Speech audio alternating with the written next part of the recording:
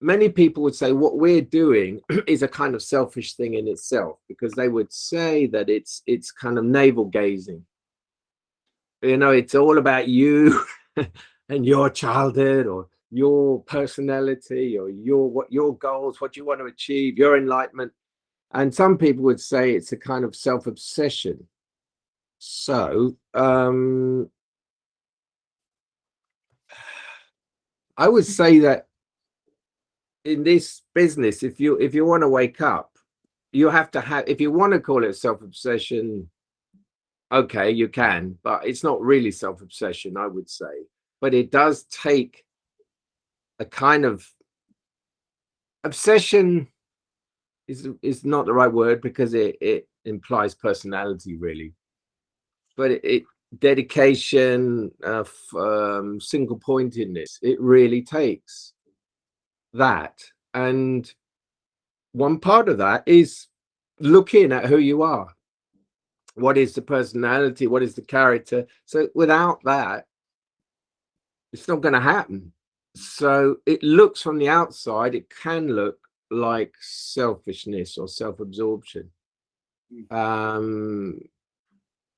But obviously I wouldn't call it selfish at all. It's what, to find your kind of birthright or your natural state is not selfish. It's just coming back into balance. It's plus the fact that if you do find this, you will be much more giving in the world than you ever would without it. So it's the opposite of selfish, but it actually goes through a stage where it is introspective. And of course, that stage is pretty big. But of course, in personality, everything is directed out, mostly outward. Achieving that out there and doing that and fulfilling the identity out there. Whereas, of course, this is like turning the whole thing around and going inwards. And that very turning inwards from someone who's used to facing outwards and having goals out there in the world looks selfish. I mean, you're saying that there's tells of personality in teachers, but now we're talking about selfishness. So if you look at like seekers or people that are actually not claiming to be awake, yeah, then I think it shouldn't be kind of, couldn't expect to see no tells. I mean, you'd expect to see tells. Isn't that what the inquiry is about? Examining your tells. In a way, that's it. It's the excavation of the whole workings of it, and then looking at our own tells. Yeah. Oh, sure. But the difference is the choiceless awareness is seeing them and catching them. Yeah. So nothing wrong. Nothing. The difference is, a seeker, for want of a better word, a real seeker. Let's put that on it.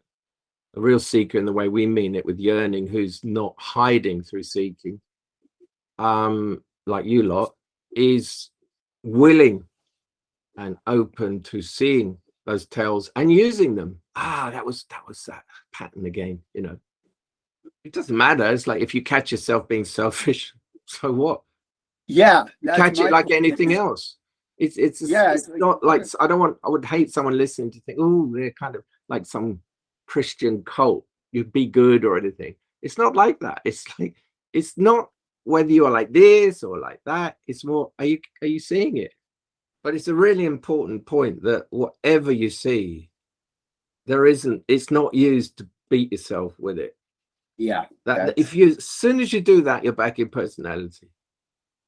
It's the still point that watches whatever it is.